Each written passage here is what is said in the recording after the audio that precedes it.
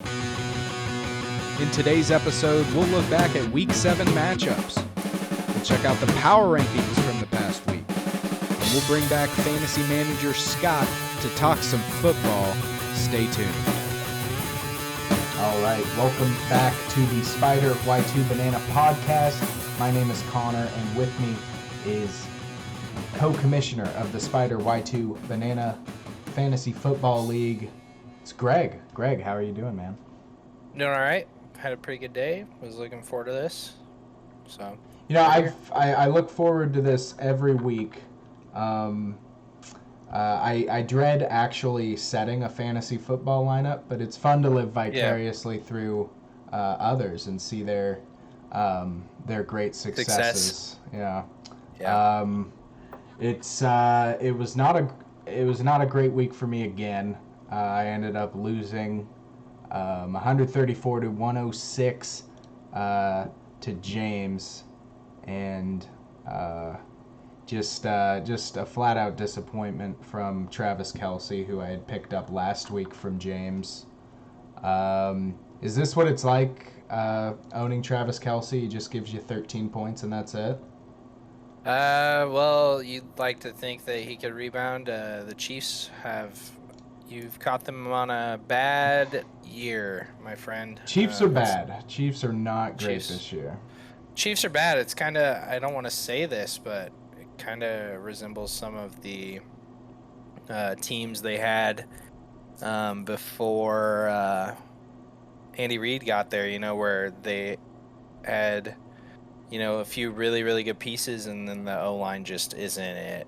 Or, they're not able to, or their schemes just don't work anymore because they've been figured out. Like, the Chiefs went to, I want to say, the playoffs the first year they had Jamal Charles, and, they out-schemed everybody that year. But the following year, they just get absolutely shown up and shown out. And everybody figured them out. So I like to think that Patrick Mahomes may have been cracked. They might have figured it out. They might have figured him out. Yeah. Yeah. That's a good way to look at this. Everybody gets figured out, or at least that's what you'd think, right? Like they figured out Lamar a couple years ago. Excellent example. Going back to maybe 10 years ago, Robert Griffin. Who hasn't been figured out? Derek Carr.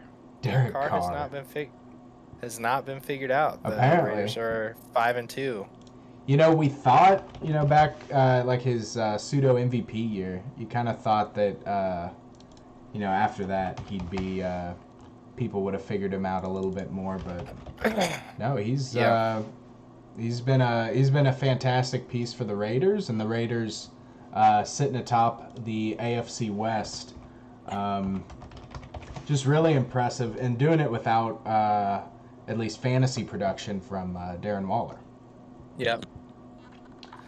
So that's Mr. Darren Waller II came out and played pretty well. Foster Moreau. Yeah, I mean, had 18 points this week. Waller was questionable going into that game, and I was kind of wondering what you'd end up doing with that. Whether you I was very surprised that people didn't pick Moreau up. Like, I was able, so every league that I have Waller in, which is a majority of them, just because I like to think he's kind of like my guy. Like, I appreciate him and I enjoy watching him work, if you know what I'm saying. The Raiders are a lot of fun to watch. I guess I'm kind of a Raiders fan. My brother's a Raiders fan, so I keep up with them quite a bit. As I force myself to watch Dolphins football. It's been kind of fun to keep up with the Raiders, especially where they haven't really had much recent franchise success, especially after like trading Amari Cooper and those guys. So and Khalil Mack, yeah. So it's been kind of fun to see what's going on there. And I went to a Raiders game this year, so it's kind of like a second team, I guess. But I was like, fuck it. I don't really have much else to play at tight end. It was like either that or freaking OJ down in OJ Howard. OJ Howard, yeah.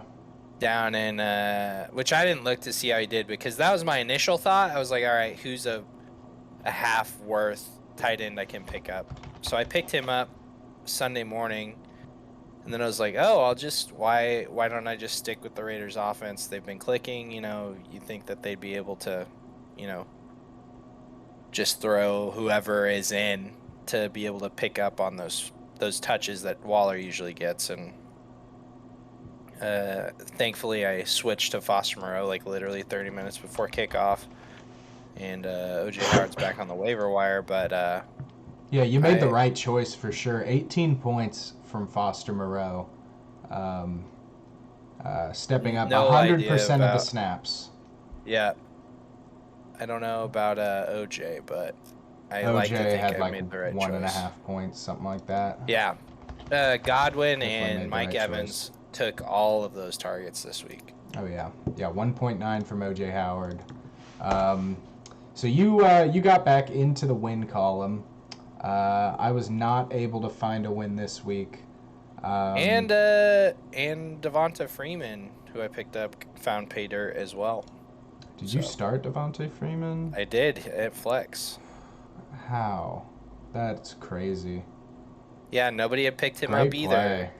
Saturday or Sunday, so I picked him up once the Baltimore news broke that he'd be starting. 4 carries, 14 yards, 1 touchdown. That'll play. So that'll play. 3 receptions, 25 yards. So, they may have not have went to him immensely, but it was enough that, hey, you're going to get one of our 2 touchdowns the entire game. So. Oh my gosh. So you got 5 carries from Lev Bell, 2 targets. You got 2 carries from Tyson Williams, 2 targets.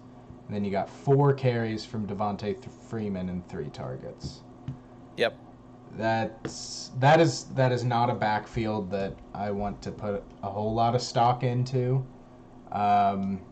Pretty impressive seeing how Tyson Williams has fell since his week 1 18.4 point outing. It kind of makes you wonder if the Ravens are scripting the right game. What do you mean by that? So for me, I don't know if Cincinnati's defense is legit. They seem to be pretty legit last week against the Ravens, but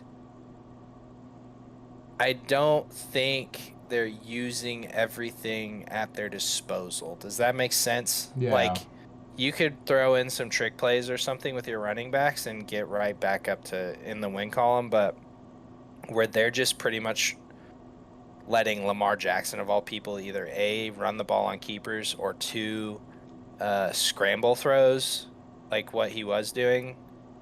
Why even bother fielding a backfield of Devonta Freeman, Le'Veon Bell, and Tyson Williams? Like, it just doesn't make any sense. And it's pretty freaking sad looking at this roster, all of the people that have been hurt this year for the Ravens.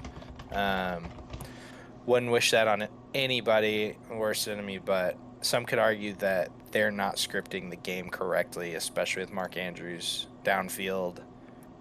Marquise Brown, who's a decent, and they have Sammy Watkins too. And Miles Boykin, he was good like last year when he came in, so I don't know. There's a lot of question marks in my opinion. I am really excited for Rashad Bateman if he does ever see they got a bye this week. Play Minnesota the week after. We play the Ravens. Wow, I didn't realize that. That's gonna suck. I don't know how we defend Lamar. But it's like it's in Baltimore. Yeah, great. I'm so excited for that. Yeah, I'm excited for Rashad Bateman. And then going back to the Ravens backfield for just a second, I think the reason you feel like Devonta Freeman is a really good pass blocking running back, really good at picking up blitzes and stuff.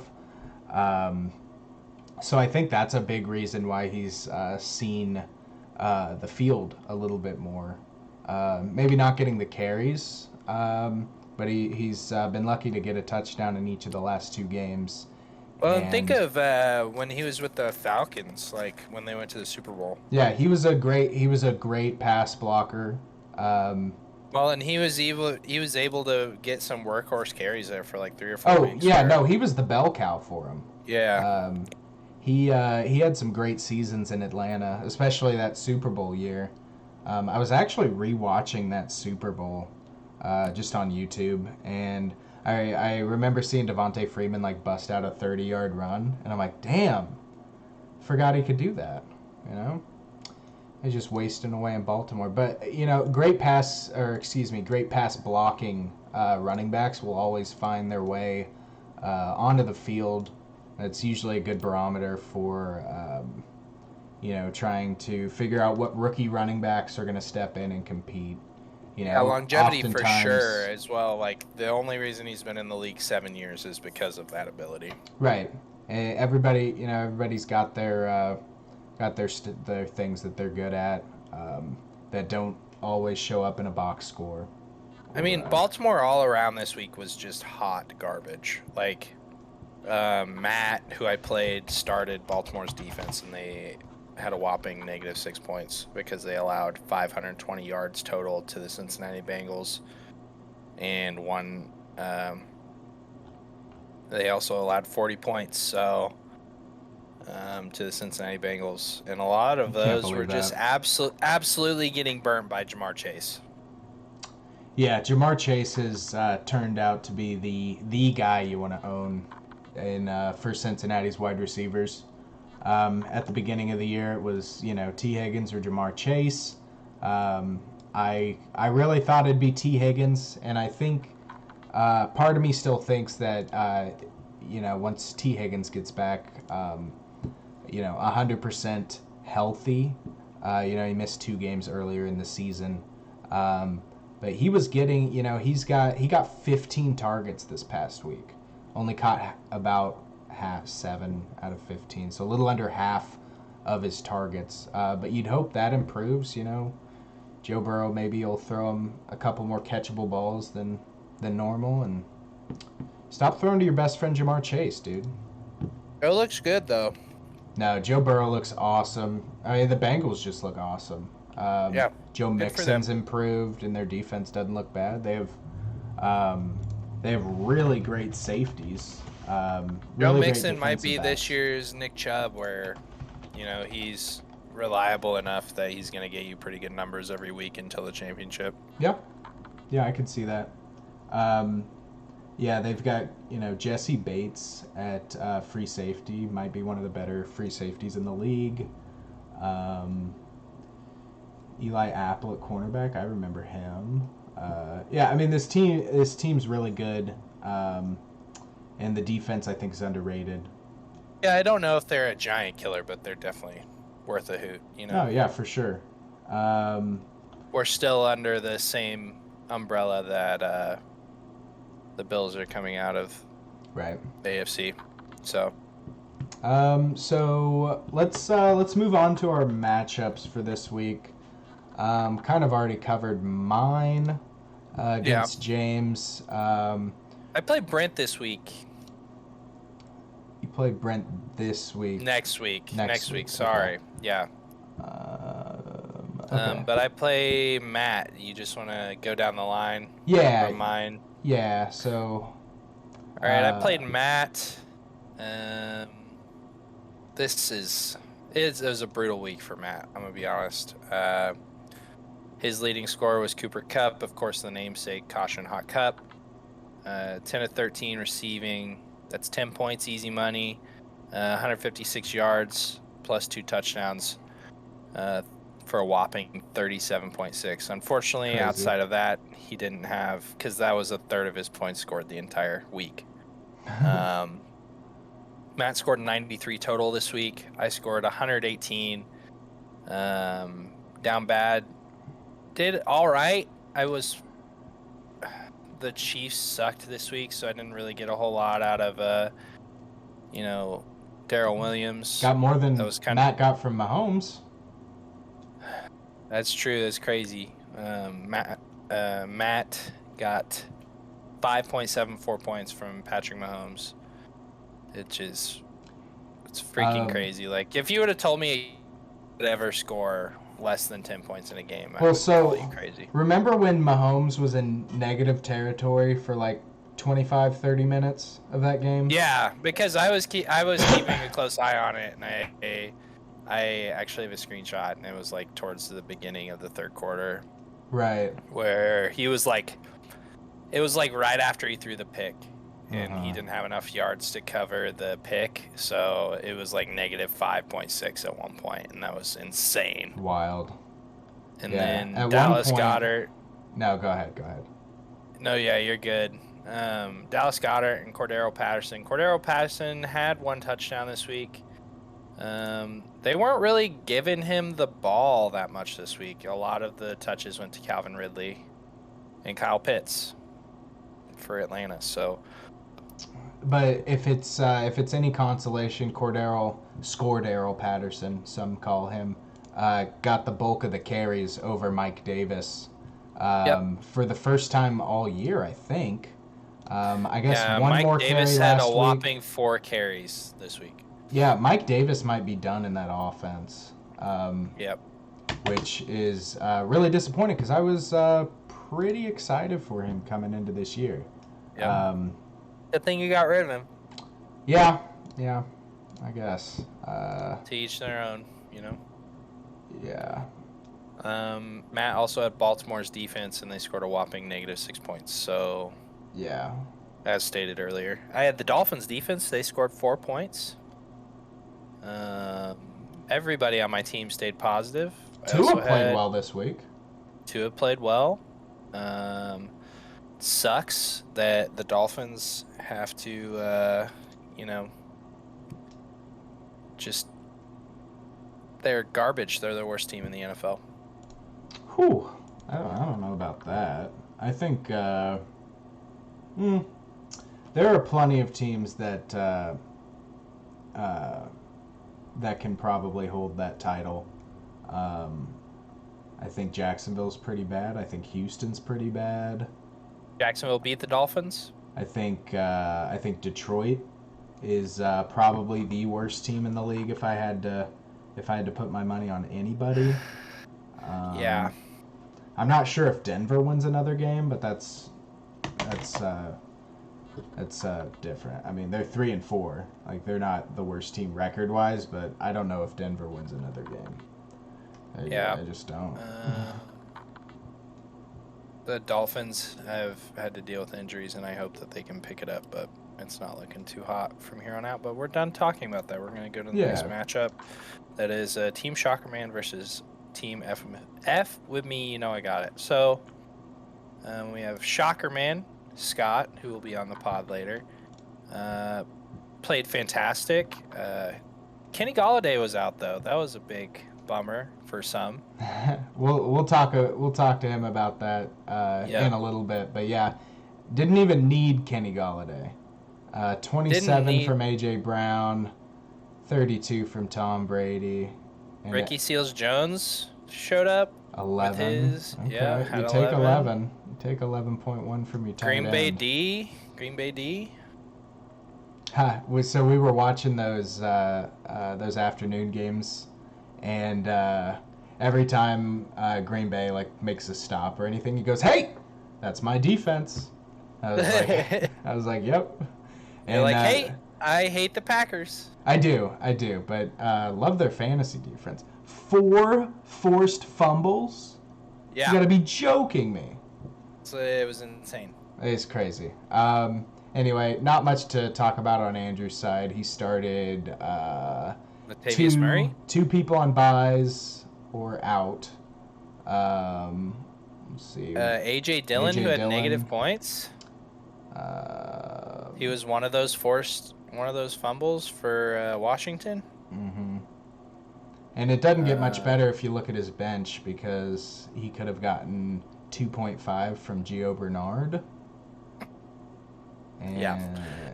Anyway, let's move on. Who's next on your list? So it's you, Diggs, sideline, touchdown, and Nucket. Unbelievable. Nuke Vikings win. Yes. Unbelievable Vikings win. So Ryan Tannehill played decent this week. Yeah. Other than the interception, looked good. Titans are a force to be reckoned with, and I think he'd be stupid to not start Ryan Tannehill from here on out because they seem to have the ball rolling in all the right directions. So. Yeah, it was relief more than anything to see him go above 20 points. It could have been more. He got to 20 somewhere about halfway through the third quarter. Maybe got up to 24, but then that pick he threw brought him back down. I was hoping for more.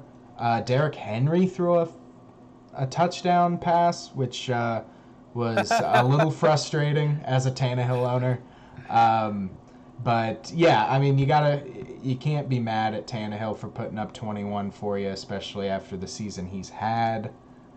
I like what I saw from Eli Mitchell. Although if you told me at the half that he was going to finish with 16.7, I would have been upset because I believe he had about 15 points going into the half. Ended with a point and a half more, maybe. Sorry, I had to stretch. No, that's okay. But that's the thing is, like, the Titans defense is so good that they're just able to Tannehill, they're like, we'll just throw in some extra trick plays, see how they go, especially against the Chiefs where their defense is not worth a hoot every week. Like, arguably the worst defense in the AFC compared to, like, the Lions, which is insane. I can't believe I just said that, but it's not looking good. Yeah, the Chiefs defense is not good, and I don't know if this can be sustained to the playoffs. Like, I don't know if they can be a playoff team if their defense is giving up, 40 points a game or whatever it is. It's just so much pressure on Pat Mahomes. Yeah. And then Elijah Mitchell came out of nowhere and had that touchdown. That was really, really good for you. Well, he had it early, and then he just didn't do much in the second half. I'm glad they quit giving him the ball. Yeah, I mean, all of those touches pretty much they were passes to Debo. Like, that's what I saw a majority of the second half. I watched some of the game with you guys, and it was like didn't seem like there's a whole lot going on running back wise. Yeah, and which is hilarious because it was absolutely pissing rain, and they're like, we're gonna throw the ball, which makes zero sense. That's a good point. Yeah. I don't understand. I'm not Kyle Shanahan, so I'm not going to get into that. I'm thankful for the 16.5 that he gave me. Yeah. And I'd like to Other move than on. that, James killed it. Yeah. Made all the right plays. Everybody scored pretty much a touchdown. That's crazy. Tyler Higbee was the only position player, him and Jalen Waddle, that didn't score a touchdown on his lineup. Yeah, and Waddle had a really good game too. Yeah. You had texted me, I think, or maybe the group chat, but you were like, maybe it was Sean. Someone said that Waddle was injured, and I was like, dang it, because I like Jalen Waddle as a player. But then I was like, wait, I'm playing against Jalen Waddle. That's perfect. And at the time, he had like 4.5 points. So I was like, great. He'll get nothing more from Jalen Waddle, and then we'll just see. But no, Jalen Waddle came back and caught 7 balls for 83 yards. Yeah, it turns out it was just a cramp, so it wasn't anything too wild. He just there was a really, really good route he ran, and after he caught the ball, he just collapsed. He's like, I can't stand up. Ugh. So he was they were like, oh, he's getting up not under his own power, and they hobbled him off, and then I'm pretty sure they just IV'd him. Okay. And he got back on. So New England also had a really, really good defensive game. The New York Jets are hot garbage. So that is the only team the Dolphins have beaten this year, though, is the New England Patriots. So It's, take what we can get. I mean, gosh, that division, man. Brutal. Yeah, I mean, Buffalo's got 6 free wins right there. Yeah. Potentially. I don't know. Could go perfect. Let's move on to our next matchup. After Suck My me, Chubb versus Team Goldie Vang. Goldie Vang. All right. D'Ernest Johnson for Logan. That was a great start. 24.8 from him, and that was on Thursday night. So, Alex had to, look at that all weekend. And Alex was like, you know what? I'm starting 2 Miami Dolphins. Because why the hell not? Oh, hey, let's make it 3, right? Yeah. Tua, Myles Gaskin, and Mike Gesicki in his flex, with the only other option being Rashad Penny on his bench. Arguably the ballsiest flex play other than Devonta Freeman this week. Okay. Yeah. At least I think. What about flexing Allen Robinson? I mean, it took I don't balls know to do it. It just didn't pay off. Yeah, you see, I don't know if I'd do that. So I wouldn't have started Devonta Freeman. That's the ballsiest play. Right. So here we are. Couple of crazies here on the commissioners round here. So Alvin Kamara had 33 points. Tua Tagovailoa had 34 points. You're good Myles for Tua, Gaskin. man. Yeah, I mean, dear God, he is feeling the brunt of it. Like, it has zero business being how bad it is in Miami right now, but here we are.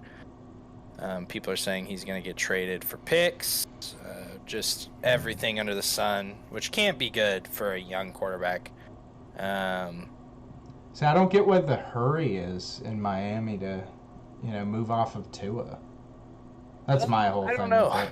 I think it's because a lot of the fans, like, with it being such a big market and having success with, like, the Heat the last few years and stuff like that, or even, like, area NHL teams, and bad football in Miami is never good. I would argue it's probably the biggest sport in the town. You have the Miami Hurricanes and the Dolphins as well. So, and frankly, I think they're just tired of shitty football. It's been, 10 or 15 years since the Dolphins have been super consistent, super relevant. And they think with Tom out of the division that it's their division to take. But frankly, there's a new kid in town and he's not going anywhere. So, and that new kid is Josh Allen. Josh Allen, man, he's been amazing this year. Definitely surprising. Coming out of college, Wyoming, I think, is where he went. And It was that draft with, Baker, Sam Darnold, Lamar Jackson, Josh Rosen. I couldn't get away from. I was a big Sam Darnold fan coming out that year. I thought he was the number 1 pick, and I was surprised when it was Baker. But yeah, Josh Allen's turned out to be, I think, unarguably the best quarterback out of there. I mean, you could argue Lamar, I guess, but I'd rather have Josh Allen at this point, wouldn't you? Yep, Josh Allen for sure. His play model is also way more sustainable than Lamar. Yeah, I agree. In my opinion. Let's move on to our closest matchup of the week. I believe that one's next. Yes. Hooked on a Thielen won by, 0.7? Correct. 0.7 of a point against Power Cat Ryan. Power Cat Ryan's second loss of the year goes in probably the closest game of the year. Yep. Wow. Miles Sanders knocked out early, 3.7 from him. Not a great Tyreek Hill game. Yeah, I mean, he starts Javonte Williams over Miles Sanders, and he wins this week. But I think he probably would have started him over Damian Harris, who ended up having a great game, 25.3. Yeah, tough break for Ryan, man. I hate losing close ones like that. Yeah, I certainly agree, but I don't know. Ryan must have thought he'd be playing a pretty decent matchup with the New Orleans Seattle pick. I I thought didn't that even was see interesting. that. Yeah, so he played New Orleans Oh. instead of Indianapolis. And New Orleans didn't play Um, bad. They didn't have a no, bad yeah, defensive game. It was just Indy had 2 picks, 2 yep, forced fumbles. yep, Yeah. Wow. Um, yeah. that's rough for Ryan. I'm actually having a hard time feeling sorry for him though. At 5-2, still sitting at top of the league. Uh, Oh, debatable in oh, our power rankings. that's true. That's true. Last matchup of the week. Beefy 5-layer, also a close one. Beat Very close. Ridley Me This, which is Brent, by 2.4, something like that. Yep. Let's Close. see, 28 from DeAndre Swift for Sean. DeAndre Swift looking like his old self. DeAndre Dude Swift came out ready to rock. DeAndre Swift looks like he looked in Georgia. Yeah, Man, it was he's, insane. It was like a ghost of his past. It was crazy. and he's been getting the targets too. He had 10 targets, 8 catches for 96 yards and a touchdown. Almost 100 yards catching for DeAndre Swift. And then he carried the ball 13 times for 48 yards. That's not where he's making his money, though. No, yeah, it looked like they stole Kirby Smart's offense while he was there. Like, it's crazy the amount of pass catching work he had, which bodes well in a PPR league. Yeah, so. Number 2, running back 2 in PPR as of the time we're recording this. Brent got a poor Derrick Henry game, only 18.4. Dang it, man. You know, yeah, team's not looking so good once Derrick Henry's not putting up 40, huh? Oh, man. I sure would like to have him on my team. That looks like a lot of fun. Christian Kirk, though? He flexed Christian Kirk and got a touchdown from him. That's ballsy. We can put that up on our list for ballsy flex plays. It's better than Jalen Reagor last week. I love this week with the shit we had to put out because of the amount of bye weeks and the amount of injuries. It's like, all right, we're scraping the bottom of the barrel at this point, looking for people to play. And Brent goes with Christian Kirk in arguably one of the biggest offenses with the most mouth to feed. Christian Kirk is a dude, apparently, catching 1 touchdown for 50 yards. Well, so this Cardinals offense is just stacked, right? It's so stupid. They bring in Zach Ertz, right? To replace Max Williams. So I'm just gonna say in this order of pass catchers, you're going DeAndre Hopkins. Oh my God! And Zach Ertz scored. Maybe, gosh, who's their number 2 passer? Is it AJ Green? Gosh, I don't know. Rondell Moore. So you have Hopkins, AJ Green, Rondell Moore, Christian Kirk, Zach Ertz. That's 5. And then you're also going to say, okay, Chase Edmonds is going to get a couple targets, right? And you're also saying James Conner is going to get a couple targets? No, he's not. The stress that you are causing with all of these names and having to line up against these guys, I cannot imagine. Yeah, I mean, I can't imagine being a competitive Madden player right now and having to play the Cardinals every single freaking time you log on. Oh, God. Yeah, I mean, yeah. Kyler's unstoppable in Madden, and he's unstoppable in real life right now. Now, what I'd like to see is if, like we talked about with Lamar a little bit earlier, is I wonder when they, and Mahomes to an extent, when they kind of start to figure Kyler out. Because you'd think it's got to be soon. I mean, he's been doing this for almost 2 years now, being, a consistently great quarterback. All right, here's the deal. I'm going to be honest with you. I think Andy Reid is not what he used to be. I think he's cooked. Scheme-wise, yeah. So, Cliff's the new Andy Reid. He's bringing in those new Like, he has a new offensive set every week for literally, and they're just design sets for every team. He did this when he was at Tech. Defensive coordinators have no idea what to do whenever they have to line up against his offenses, and it shows. Like, you can go back to Patrick Mahomes' senior year in college, where they're just absolutely smoking these teams like 50 to like 40. Like, it's just absolute gun shows, like, gunslinging. It's insane. But frankly, Kyler Murray's the perfect specimen for offenses like that, especially where he's quick, elusive, and you can't even see him over his O-line. I'm being dead serious. Like, the dude yeah.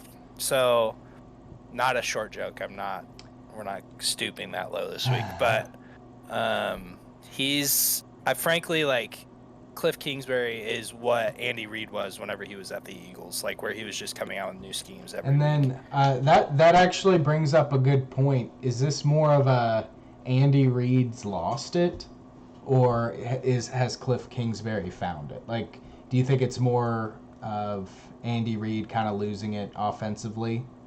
Because that's what I think. And I think I agree. And I think the first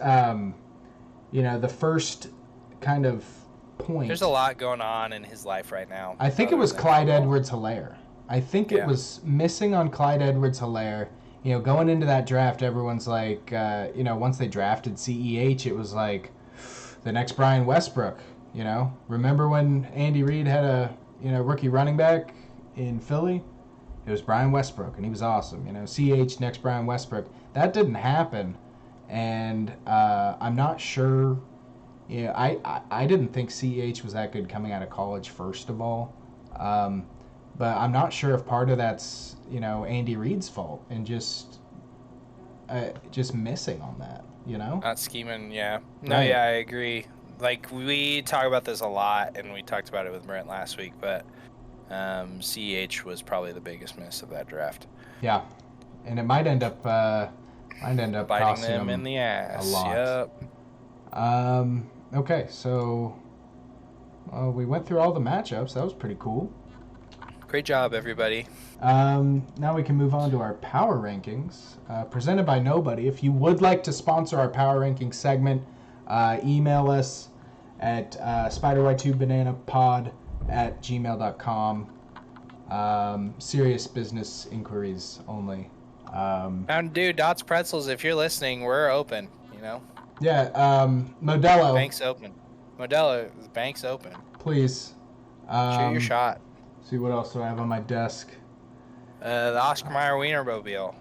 If anybody wants to roll into them DMs. Yeah, I mean, there's plenty of room in our podcast for advertisements. So, please let us know. Just give us a call, text, tweet us. Call us, beat us if you want to meet us. Right. Who's number one in your power rankings?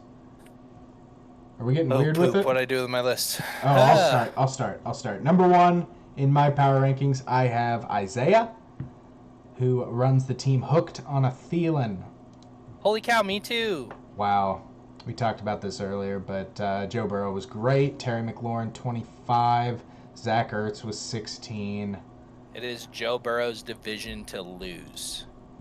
At this point. At this point, yeah. I mean, it's crazy. What are the Ravens are 5-2 as well, I think. Browns are 4-3. Ravens do not look good. Yeah. They have a lot of. We talked about the Ravens. This is a Ravens podcast this week. It's been bad. Well, and then the Browns are just out of people offensively. Like, they're just out of guys. Yeah. And then Pittsburgh's never going to be good if Ben Roethlisberger's still there. Ben Worthlesberger, as I like to call him. Ben Worthlesberger. Yeah, I think it's Cincy's division to lose. They do they hold? Let me see. They do not. Yes, they do. Yeah, they hold the tiebreaker over Baltimore right now, winning 41-17 last week, and then they also own it over Pittsburgh, but they have not played Cleveland yet. Oh yeah. But I don't know. I think that Cincinnati-Cleveland game will be interesting, but Jamar Chase is catching all these balls like he's got glue in his hands like he did this week, then there's not much. And Joe Mixon is looking otherworldly again. So, Gosh. Is this the first Cincinnati-Cleveland game that's been relevant in like 25 years? yeah. That's You're right, crazy, it has. man. Yeah. Hopefully Baker... Since Baker at least can Culpepper was there and everything. get healthy. I don't know what the timetable is on Baker's injury, but we can move on. Yeah. Imagine not owning Joe Mixon this year for like the first time in like 4 years or something. Wasn't that you? That sounds like a personal attack. Yes. Yeah. So I had Joe Mixon last year. I had Joe Mixon the year before. It's not an attack. It's just more or less like Saquon's there, you know, and you're riding with Saquon. I think you picked the wrong guy, you know. Oh yeah, I've made a lot of mistakes this year. For next week? Stay tuned next week. I'm gonna give you my top 5 mistakes from fantasy football this year. Write that down. Write that down. Number 4 is gonna blow your mind. It's Allen Robinson. The whole list is just Allen Robinson. Okay, so you have Isaiah at number 1 as well. Number 2, Ryan. I have Ryan at number 2 as well. Perfectly Undefeated 2 explainable. years ago. Just losing the running backs a little bit. Miles Sanders is out. Undefeated 2 weeks ago. Right. What did I Yeah. say? Did I say that wrong? Years. 2 years. Lamau. 2 weeks. That's funny. Yeah, you're good. No problem. No problem. I mean, he might. I don't know. But 2 weeks ago, he was undefeated, dropping 2 straight. He moves to 5-2. Isaiah moves up to 5-2. And that was the matchup of the season, maybe. 2 best Game of teams the going year. at it. I'll be And buying came that down to the DVD. wire. Game of the year. Oh yeah, we're buying that one. Easy. At number 3, I have James, who is Nuke It. I also have James at 3. Okay, 1 through 3 is the same. We are under a mutual understanding until I think we get like halfway through where we already talked Number about that. But 4, we did already talk about that. Number 4, I actually have Matt. I have Brent at 4. Okay. Do you have Matt at 5? We might have just flip-flopped. I have Alex at 5. Oh, okay. Wow, you moved Matt. Okay. So Yeah. let's, backtrack a little bit. I have Matt at 4, and you said you had Brent at 4? Mm-hmm. Okay. At 5, you have Alex, you said? Yeah. Okay. I have Brent at 5. I have Matt at 6. You have Matt at 6. I So have Alex at 6. I will let you know why I did this. Brent, like you said, oh no, had an 18-point game from Derrick Henry this week. Right. It seems to be as if that is not the norm for Derrick Henry. I feel as if running back play is really hard to come by this year, and agree. Brent has 2 very good running backs. So if he can get consistency out of those guys, I would take his roster over Alex's and Matt's. But and then Alex, still has that guy, Josh Allen, and he made the right call on starting Josh Allen's counterpart to Tagovailoa this week. So I bet it was really close for him, too. yeah, Even with Josh Allen on a bye, it was probably like, well, Tua might get me he's negative like points. Josh Allen still scores me 0 points this week. So Tua could throw 5 picks and Wow. hate Check this his out. life. Tua going toe-to-toe with Matt Stafford and winning on the head-to-head points battle. That's Yep. pretty sweet. Shows that he's worth a shit, but nobody in Miami thinks he is. So Apparently I not. stand with the left-handed arm of God. Left-handed. Yep. So at 6 was Matt for you, is that correct? Yeah. So I have Alex at 5. Josh Allen's coming back next week, scoring another 40. If Josh Allen's there to score 40 this week, he has 2 players at least. He has three different entities over 20 points, 2 of them scoring over 30. So still absolutely insane job by Alex this week. Matt is in the struggle bus with literally everybody right now. Pat Mahomes has got himself locked down, maybe hurt next week. They're saying, I mean, they do play the Giants, which they're not great. Aaron Jones didn't seem to be, you know, they're gonna start doing this thing with the Packers where, like they kind of did last year with Aaron Jones, he's gonna, kind of slope off into like 10-ish points a week, which kind of sucks, but. I think if AJ Dillon were coming on a little bit better, I think they'd be more willing to do that. But I think with AJ Dillon just not playing well these last couple weeks, I think they might try to pivot off of like that line of thinking and just give Aaron Jones the bulk of the carries. Also, Matt's not going to be able to start Jamal Williams anymore because it seems as if DeAndre Swift is back. So. It's completely DeAndre Swift. That's been 4 weeks in a row of under 10. Just the 25-point game week 1, and then he got into the end zone week 3. Yeah, I mean, Jamal Williams is still getting the carries. What's crazy is 12 carries on 30% snap share. Yeah, that blows my mind to me. Yeah. DeAndre Swift does less with more, or more with less, you know, so. That's the sign of a good player. Yeah, so you have, you said Matt at 5, right? Matt at 4, Brent 5, Alex 6, and Scott 7. Okay, I also have Scott at 7. Okay, who do you have at 8? Sean. I have Sean as well.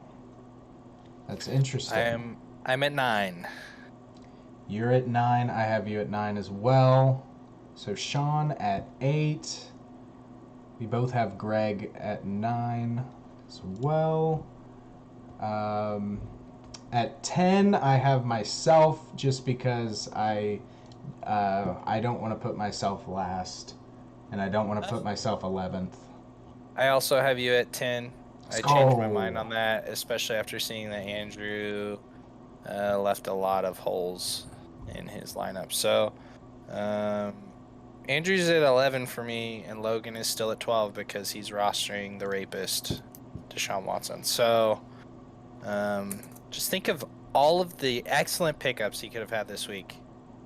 He could have had Foster Moreau. Yep. He could have had literally anybody that I touched in the free agency this week. Like, he could have picked any of those guys up, but he didn't because Deshaun Watson still signed to suck my chub. Man, what are the odds that all 3 of Logan's top running backs, either out or on a bye, so he has to start D'Ernest Johnson and Mark Ingram, and he gets like almost 30 points from the both of them. So I mean, yeah, it's a volatile game. Obviously, going up against Alex wasn't much he could do. And then I have Andrew at 12 as well. Kyler and Devonta Adams, and then the rest of them. I mean, in no particular order: David Montgomery, Brandon Ayuk's on this team, Randall Cobb, Melvin Gordon. It's just a bunch of guys past that. So this year feels like you've either won the lottery or like you've spent your life savings on a ticket and you've missed every week. So it's a good way to put it. That's the 2 extremes. All right. That's it. Power rankings. For power rankings. Yeah. So let's go ahead and take a quick break. When we come back, we are going to have fantasy manager Scott. I call him Dad. Pops. Yep. I call him Scott. Yeah. Or Shockerman. Yeah, he likes. I'm not really in a place to be called Dad, from my mouth anyway. Right. But I'll probably just call him Dad because that's normal for me. All right, that's fine. I condone that behavior. But yeah, okay, we'll take a break. We'll be right back. Okay, welcome back to the podcast. Greg and I are joined here by my dad. Some of you know him as Scott. I know him as Dad. Some of you know him as Shockerman. He's the fantasy manager for Team Shockerman. Dad, how's it going? Good. It's going really good. I'd like to, if we could, I know, like I'd said before, I'd like to talk about a couple of these hot divisions that are so unexpected right now. Oh yeah, where do you want to start? Well, let's start with the AFC North, because I kind of thought that the Ravens were looking strong, but right at the beginning of the season, if you remember, they had this massive injury of all of their running backs. Right. So but they really didn't drop in any type of power rankings. So they're still good, and Lamar Jackson's still awesome, but Cincinnati is really the big surprise. What do you guys think? Greg and I, we actually touched on this a little bit, talking about Cincy, but basically, I think Cincinnati's, it's clearly their division to lose. I think Cleveland doesn't have their offensive weapons right now. Like, we don't even know if Baker's coming back relatively soon at all. Pittsburgh might as well be done with Ben Roethlisberger, or Worthlessberger, as some call him. I'm that person, Scott. I call him Ben Worthlessberger. Oh, that's you. But I think it's Cincinnati and Baltimore, and I think just Cincinnati's been the better team. They have. Most definitely. Joe Burrow looks awesome. Yeah. We talk about the Ravens and just how they've kind of fallen apart, like fallen off the rails the last few weeks. It's kind of eerie, I guess. Like, we've also been talking about like players that have been kind of figured out, and Lamar's definitely one of them. Like, him and Pat Mahomes are the two that have been kind of, people have done a tremendous amount of scouting, because obviously they're the two biggest engines that are trying to be derailed in the entire league. Right. And I think Josh Allen is going to be the next guy to maybe get that sort of attention. But at this point, the Browns, we were talking about it, and with Baker Mayfield and his injury problem this year, I don't think that they're going to be as competitive as everybody thought going into this year. Nick Chubb's also out, but we were talking about Joe Mixon looking really, really good, and they're able to rely on him in big third and shorts and touchdown runs, like design runs. So they're able to do that, and then Jamar Chase is clicking finally in offense with his old quarterback. So there's a lot going on there. Joe Burrow, a lot of good parts to him. Yeah. A lot of chemistry. Man. So what are we like? What is this, week 8 or something? Week Okay. 8. Yeah, this was week 7. So next week's week 8. Right. Okay. So we're almost halfway. You think the Bengals are the front runners, or do you think we still should be looking out for? I think Cincinnati should be considered the favorite. They've already taken, they took last week against Baltimore. So as of right now, Cincinnati's remaining schedule is scary, though, a little bit. I have not looked at their schedule. So they play Halloween. This is Halloween weekend. They play the Jets in New York, which isn't that big of a deal, but they do get the Browns at home. Then they have to go and play in the Death Star against the Raiders the week after, and then they get the Steelers at home. But they still have to play the Chargers, the Chiefs. Who knows? They might figure it out by then. They have to play the Browns again. That game's probably going to decide the division. I don't know who the Ravens play that week or what their remaining schedule looks like, but the Bengals, there's at least 2 or 3 losses here. The Broncos also seem pretty competitive in Denver. I don't know, man. Yeah. Okay.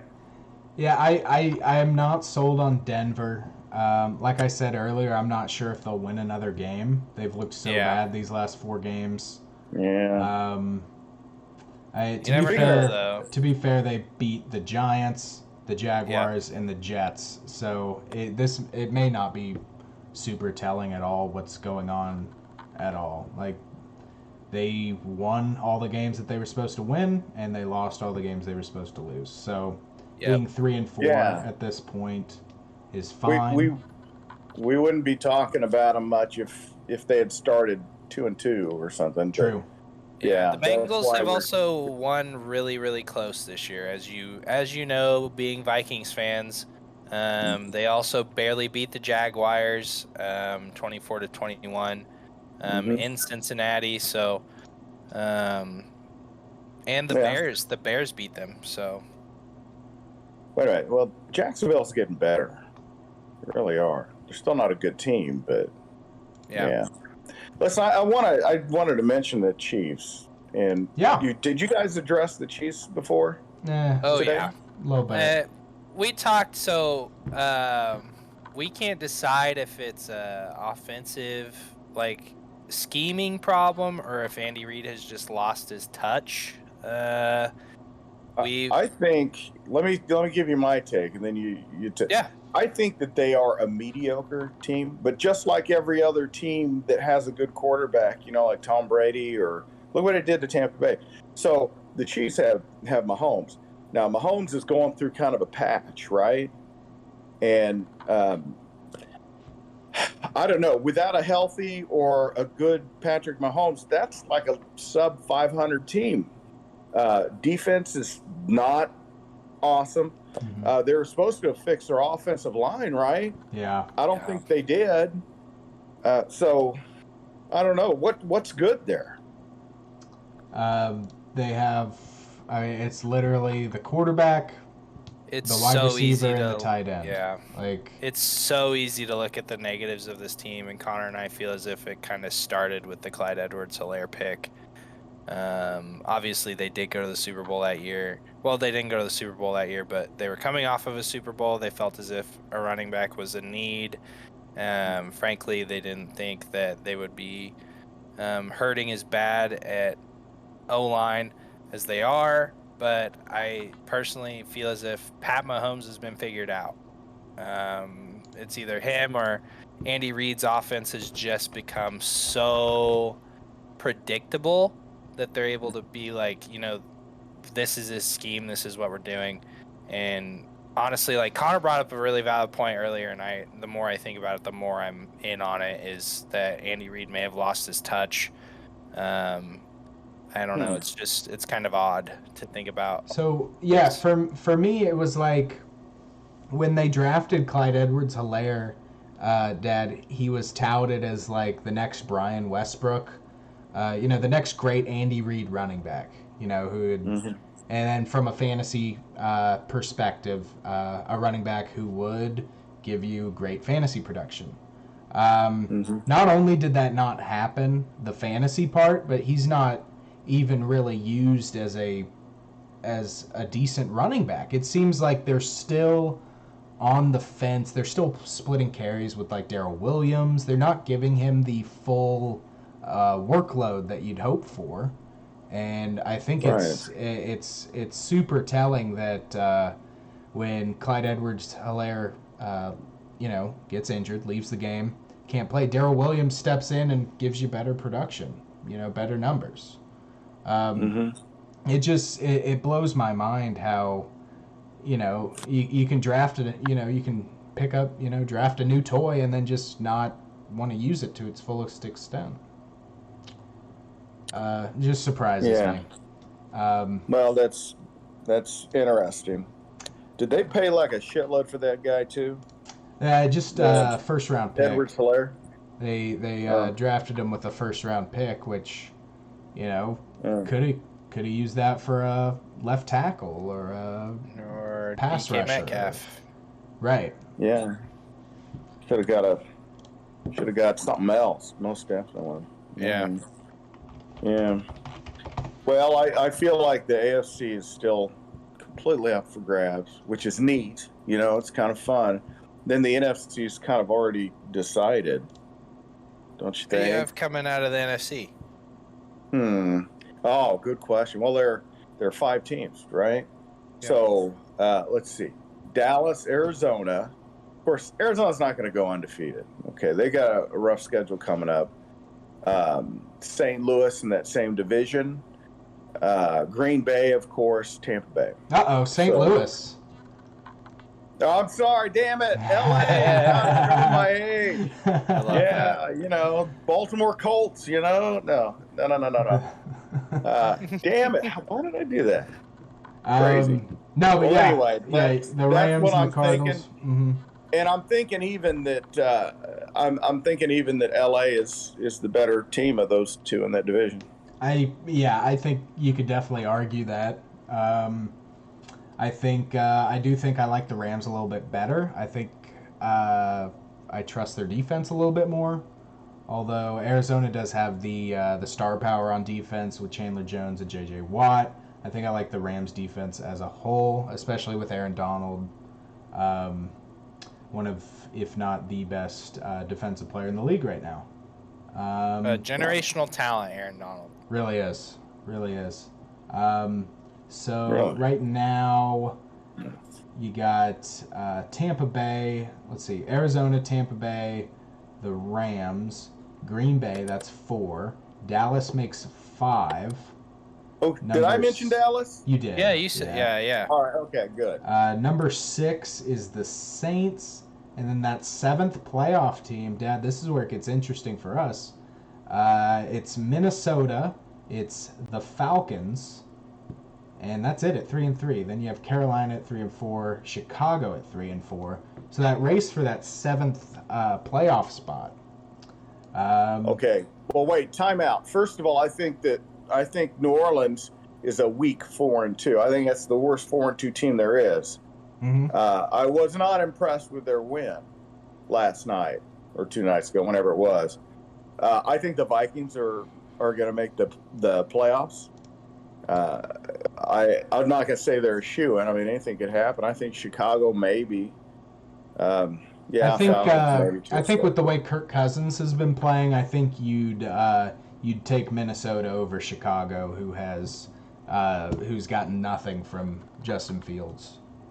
I think the Falcons are going to end up having a better record than a lot of people make them out to have. Really? Yeah. Yeah. Why so?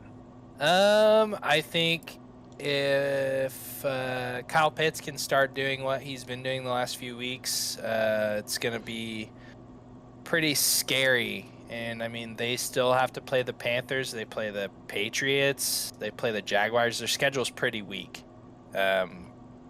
Like, end of record-wise, if you ask me. They play the Panthers. They play the Patriots. They have to play the Jaguars. Still play the Saints. 49ers in December. I don't know. And they play the Lions still. I could see them getting like 10 wins. Yeah, I think it's a 10-win team. Whoa. Like 9 or 10. Okay. I could see it happening. I would not bet on the Falcons winning 9 or 10 games. But there's winnable games on the schedule. Do you think the Falcons will beat the Saints in 2 weeks? No. Not in New Orleans. I don't think so. Okay. Yeah. I think they probably split with New Orleans. That starts either a cold streak or a hot streak for me. If they can come out of there alive, really close game. The Saints defense seems to be worth something. It's not obviously great, but they are able to hold their own. So well, let's look at. So they've beaten. So they lost to Philly week 1, 32-6. Philly's not great. Lost to Tampa. Win at New York, the Giants, right? So beat the Giants in New York. Lost to Washington. Beat the New York Jets, and then beat the Miami Dolphins. This isn't by any means great quality wins. No. Let's see. 3. Did the Jets have a win? Jets have a win. So 4 wins amongst the 3 teams that they beat. But I don't see it from Atlanta. I mean, I don't. Matt Ryan was able to take a team of arguably nobodies to the Super Bowl that year. Like, we were just talking about this. Devonta Freeman wasn't really a big threat until he came out. And honestly, like, if they can get their shit figured out at running back,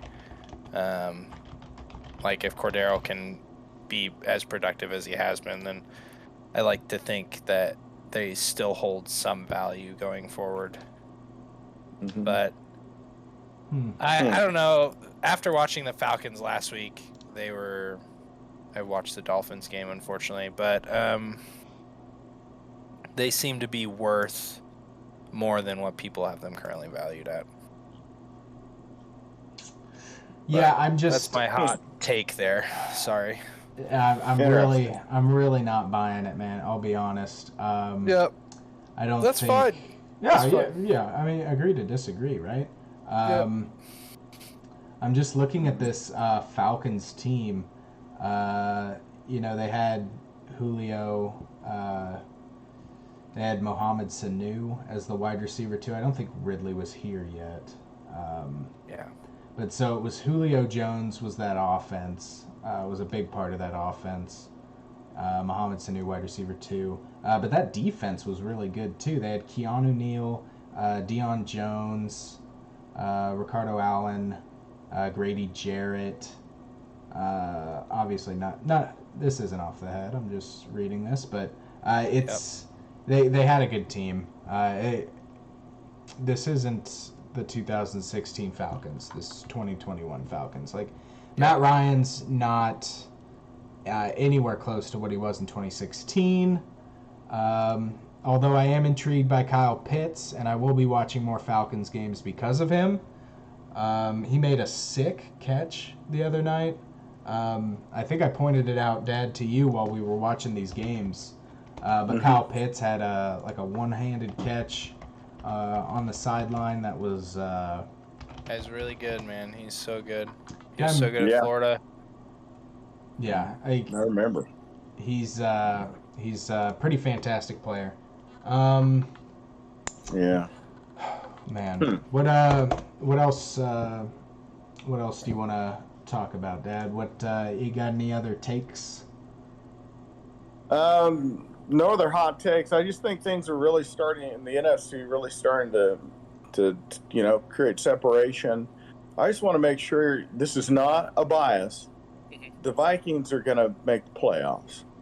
I think that they're really a lot better than their record. I think they're a 4-2 team, not a 3-3 team.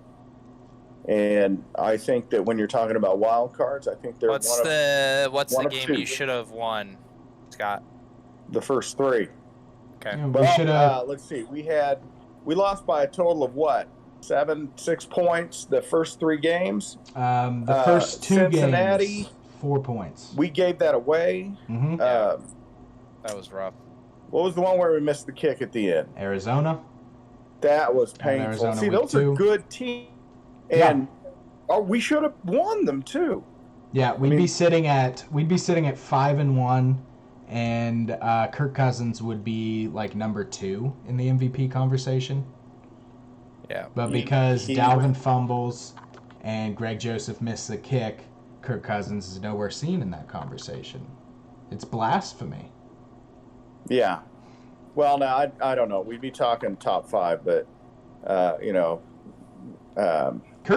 don't slander Kirk Cousins, Dad. He has been gosh darn it, he has been good. Well, I wasn't slandering him. Let's just leave it at that. Okay. Definitely not going to bag on Kirk Cousins. I'm only speaking positives. I mean, oh my goodness. Let's read last game. 33 for 48, 373 passing yards, 3 touchdowns. Mm-hmm. Where do you think the Vikings would be without him? I don't even want to think about that. You think that they would be that? He's that much of a difference maker. Yes. I think that's a hard question to answer because it's like, you have to have a quarterback. So who would be the quarterback if, we didn't have Kirk Cousins, right? Would it still be Case Keenum? Would we have brought Teddy Bridgewater back? Like, I'm not sure what. Oh, Because we wouldn't come into the season with Kellen Mond and Sean Mannion or whoever our backups are. So, yeah, Kellen Mond and Sean I Mannion. forgot. Yeah. I have a question for the both of you before we hop on out of here. Yeah. Who do you think's the best 5-win team in the league? Let me pull up my standings take a real look. quick. Vegas, the Titans, Baltimore, the Bengals. Is that just AFC? I guess Yeah, Pretty Dallas. sure that's pretty much it. Dallas I is think, isn't it? 5-1. Yeah, so Are you talking best 5-win team or? Yeah.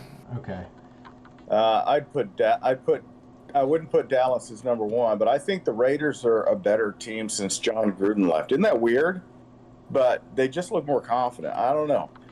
Maybe I'm wrong Yeah, because I'm not sitting in their locker room, but I don't think. I think Bisaccia is gonna win the job. That's kind of crazy to think about. Maybe.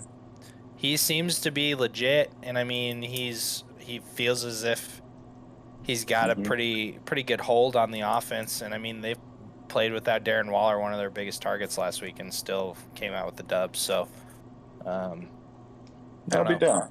Yeah, I like that. That's a strong pick, and Titans maybe. They've looked pretty good. I think it's Dallas. I think the Cowboys are the best 5-win team. And I'm close on the Bengals too.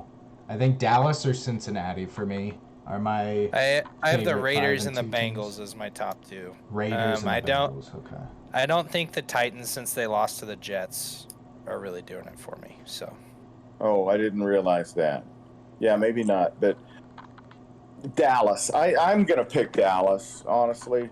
Now that I'm thinking of it, I wanted to pick the Bengals, but they really haven't proven it. You know, I mean, we're 7 games into it, and I mean, let's get some more games. Let's get some mileage out of them. Let's see what happens. Yeah, for sure. I just think those talking points are really interesting because, frankly, like obviously teams' records evolve as the weeks go on, but I think that group to me is the most interesting group in all of football right now. Like those four or 5 teams with the 5 wins. So I think that's a really interesting. You're right. Yeah. Or just the teams with 2 losses, really, because there are more. Yeah. Let's. Can we do an exercise real quick and then we'll get out of here? Yes. I want to see what you guys think. So out of that group of 5-win teams, which is Bengals, Ravens, Titans, Raiders, Cowboys, you have to pick one for each. One team in the Super Bowl and one team missing the playoffs. Ooh. I will go in the Super Bowl. Let's say conference championship or above. Let's do that. I can go first if you'd like me to. I'd love to. Some time. I think the team that has the best chance to make the conference championship. Oh man, is it Dallas? I don't think it's Dallas because I think it's Arizona and Tampa. Yeah. So I'm gonna go with the Bengals, and this is a weird one, right? I'm going with the Bengals because I think it's the Bills, and then I think I think the Chiefs, if they figure it out, are there. So I think the Bengals are my team out of that group that I could see making the conference championship. And as I am saying this, I cannot remember a single time Cincinnati has ever been relevant in the conference championship. In our lifetime. So maybe I switch that with Tennessee. Man, I don't know. I picked Tennessee because they've been there recently. Okay. You picked them for the conference championship. Mm-hmm. Yeah. Okay. What do you think, Dan? I would pick the Ravens just because Lamar Jackson and there's some depth and experience there. Mm-hmm. And expectations were high, and hell, we're only a third of the way through the season, so Yeah, but That's a crazy question, Connor, to be honest. And then, so what team misses the playoffs out of that group? I don't want to say this, but the Bengals. Oh, I thought you were going to say the Raiders. No, that's okay because, I kind of feel like even though the Chiefs seemed weaker than they were last year, they're going to make some moves, and the Raiders. How many games do they have left with the Chiefs? I don't know. Both. Yeah. I'm gonna say the Raiders. Yeah, I think the Raiders out of that group, I could see them missing the playoffs because I think Kansas City and the Chargers both potentially can jump them in the standings. Yeah. I think both of them will. Yeah. All right. Unfortunately. I mean, I love the Raiders, man. You do. But. Oh, yeah, I agree. I'm on the Raider train for sure.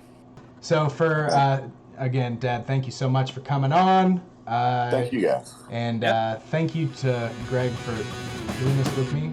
Shout out to our friend Connor at Wheat Steak Creates. Their link will be down in the description below. That's all we got for you. All right, so have a great week, and we'll see you next weekend. Hey.